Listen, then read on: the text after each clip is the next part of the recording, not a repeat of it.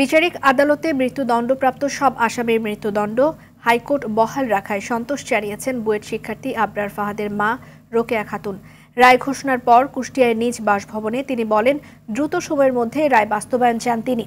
বুয়েট সহ সকল বিশ্ববিদ্যালয়ে ছাত্র রাজনীতি বন্ধের দাবিও জানান।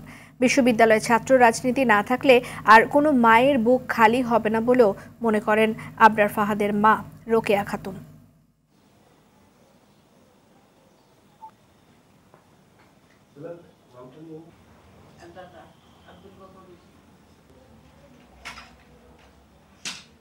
এই রায়ের প্রতি সন্তুষ্ট।